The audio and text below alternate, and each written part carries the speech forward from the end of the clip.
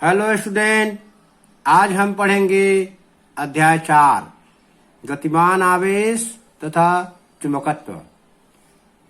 Ampere के परिपथी नियम के अनुप्रयोग। तो आज हम पढ़ेंगे पहला अनुप्रयोग, सीधे लंबे तार के समीप चुंबकीय क्षेत्र। इसके पहले हम पढ़ चुके हैं सीधे लंबे तार के कारण चुंबकीय क्षेत्र बायो-सेवर्ट के नियम से। और बायो-सेवर्ट के नियम से हम जानते हैं कि सीधे लंबे तार के कारण चुंबकीय क्षेत्र जो होता है B = μ0 अपान 4π2I अपान 2I अपान R। तो आज हम पढ़ेंगे एम्पियर के नियम के अनुप्रयोग। तो चलिए पढ़ते हैं सीधे लंबे तार के समीप चुंबकीय क्षेत्र। तो सबसे पहले हमने यहाँ चित्र बना लिया। चित्र में देखेंगे एक सीधा लंबा तार ले लिया XY, सीधा लंबा तार ले लिया XY। X से Y दिशा में धारा प्रवाहित हो रही है और इसमें इस तार से लंबवत R दूरी पर एक बिंदु P लेते हैं और इस तार में बहने वाली धारा के कारण बिंदु P पर हम चुंबकीय क्षेत्र ज्ञात करेंगे। हम जानते हैं कि यदि किसी तार में धारा प्रवाहित की जाए तो उसके चारों ओर चुंबकीय क्षेत्र सकेंद्रीय वृत्त के रूप में उत्पन्न होती है। चुंबकीय क्षेत्र उत्पन्न होता है कि तार में धारा प्रवाहित करेंगे तो जो सकेंद्रीय वृत्त है वो एक ही नहीं कई होते हैं। तो उनका हम ऐसे बंद वक्र बना लेंगे, बंद घेरा बना लेंगे। जो चुंबकीय क्षेत्र बनता है उनका घेरा बंद वक्र बना लेंगे, क्योंकि एम्पियर का नियम जो है बंद वक्र के लिए लागू होता है। ये बंद वक्र बना लिए। तो ये बंद वक्र जो है एम्पियर का नियम लागू होता है और बंद वक्र में हम किसी बिंदु लेंगे। ये मान लिया यहाँ पर हमने ले लिया बिंदु P। तो P पर चुंबकीय क्षेत्र की दिशा किधर होगी? तो चुंबकीय क्षेत्र की दिशा होगी बंद वक्र पर खींची गई स्पर्श रेखा की दिशा में होगा चुंबकीय क्षेत्र की दिशा। और यहाँ पर एक अल्पांश ले लेते हैं dl। तो dl की दिशा किधर होगी? वह भी B की दिशा में होगी। dl की दिशा किधर होगी? चुंबकीय क्षेत्र B की दिशा होगी।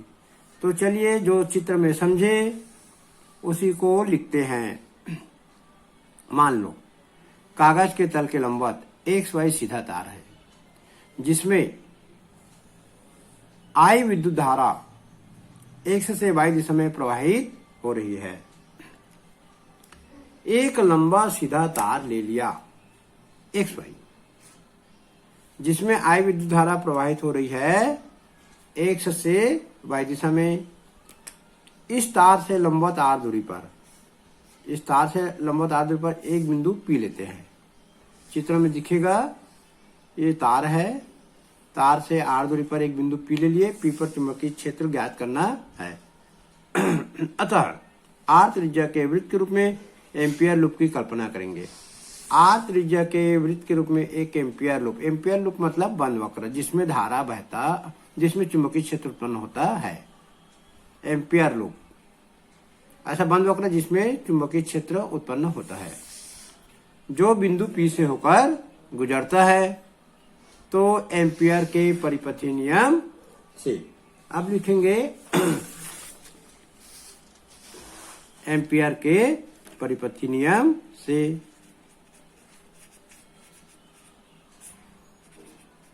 एम्पियर के परिपथी नियम से। एम्पियर के परिपथी नियम से हम लोग जानते हैं ये रेखीय समाकलन रहता है चुंबकीय क्षेत्र का। ये दोनों सदिश रहता है, सदिश का अदिश गुणनफल रहता है। ये होता है म्यू नॉट आई।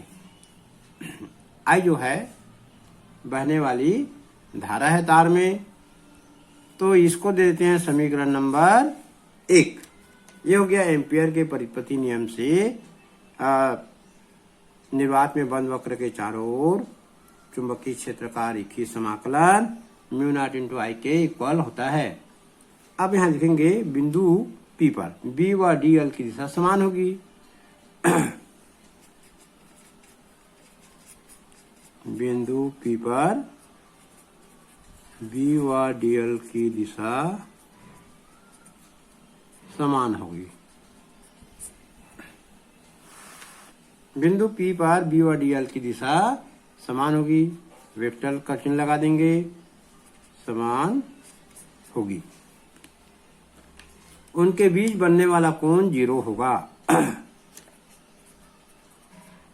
उनके बीच मतलब B व DL के बीच, उनके बीच बनने वाला कोण, उनके बीच बनने वाला कोण B व DL की दिशा एक ही है, तो उनके बीच बनने वाला कोण कितना होगा? 0 डिग्री होगा। तो हम वेक्टर B डॉट DL का समाकलन निकालेंगे। इसका वैल्यू निकालेंगे, इसका वैल्यू निकालेंगे B डॉट DL, दो सदिशों का अदिश गुणनफल, तो ये हो जाएगा B dot DL cos theta.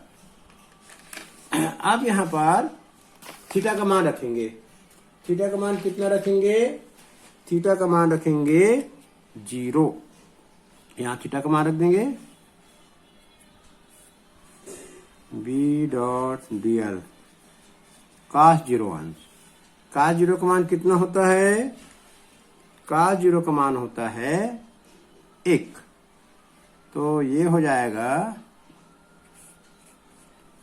B dot DL। cos 0 का मान हमने यहाँ 1 रख दिया, तो ये क्या हो जाएगा? समाकलन B डॉट DL। ये वैल्यू आ गया B डॉट DL का। अब B का मान, चुंबकीय क्षेत्र का मान निश्चित है, तो इसको समाकलन के बाहर करेंगे। यहाँ B को बाहर कर दिए, अंदर क्या बचेगा? DL। तो समाकलन DL एक अल्पांश है, और वृत्त को छोटे छोटे DL के अल्पांश में बांटा गया, तो पूरे अल्पांश की लंबाई क्या होगा? पूरे अल्पांश की लंबाई होगा 2 पाई r। तो ऊपर के समीकरण में हम समाकलन DL का मान यहां रख देंगे, तो क्या समीकरण आएगा? समीकरण ये आएगा समाकलन B dot DL equal to B into 2 pi r।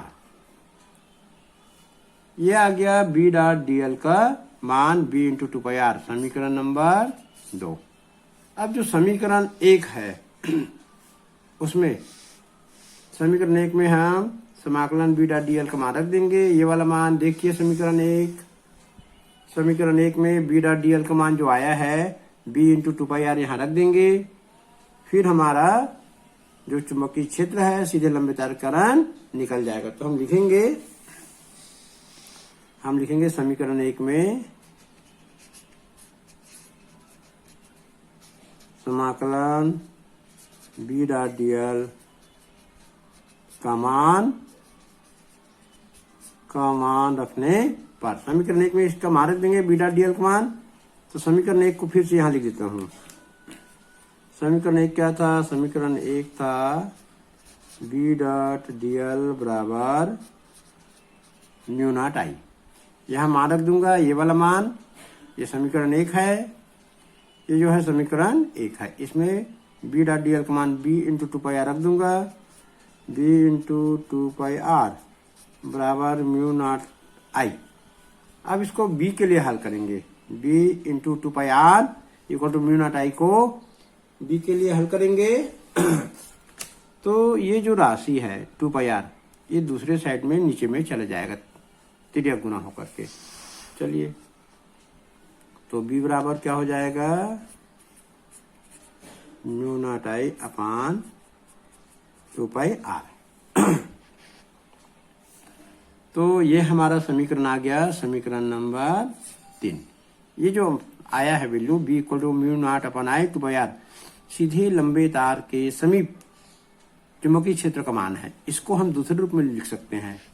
चलिए, ऊपर नीचे हम इसमें 2π का गुना कर देते हैं।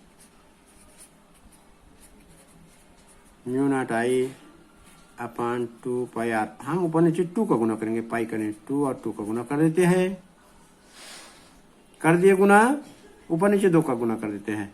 तो क्या होगा बी का मान, म्यू नॉट अपान 2 इंटू 2 4π, और ऊपर में बचेगा आई और 2i, ऊपर में बचेगा 2i, म्यू नॉट यहाँ हो गया 2 2 4π r बचेगा। तो ये जो समीकरण आया है, समीकरण नंबर जो 4 आया है, वो सीधे लंबे तार के समीप चुंबकीय क्षेत्र का मान है, mu not upon 4π into 2i upon r। यहां लिखेंगे यही अभिष्ट व्यंजक है। तो बहुत ज्यादा कठिन नहीं है, बहुत सरल भी नहीं है, इसमें थोड़ा याद रखना पड़ेगा। देखिए, हमको जो मेन है, हम एम्पियर के परिपथी नियम से सीधा बनाएंगे समीकरण को। बाकी तो चित्र के बारे में वर्णन है, थ्योरी। तो एम्पियर के परिपथी नियम से हम लोग लिखेंगे। हम शुरू करेंगे एम्पियर के परिपथी नियम से। समाकलन B dot D l equal to mu naught I, ये एम्पियर का परिपथी नियम है। एम्पियर का परिपथी नियम क्या बताता है, निर्वात में किसी बंद वक्र के चारों ओर चुंबकीय क्षेत्र बी का रेखीय समाकलन उस वक्र द्वारा घिरी हुई कुल धारा I का म्यू नॉट गुना होता है। इसको याद रखेंगे तो बन जाएगा। या हमको गणितीय रूप को याद रखें, समाकलन B dot D l equal to mu naught I, इसको याद रखेंगे तो सीधे लंबे तार के समीप चुंबकीय क्षेत्र निकल जाएगा। समीकरण 1, बिंदु P पर बी व डी एल की दिशा समान होगी, उनके बीच बनने वाला कोण 0 है।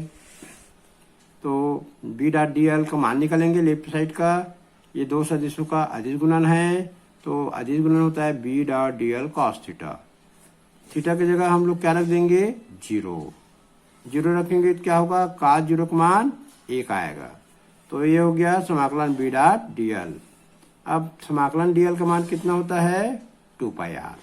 तो ये 2πr रख दिए और लेफ्ट साइड को लेफ्ट साइड रख दिए।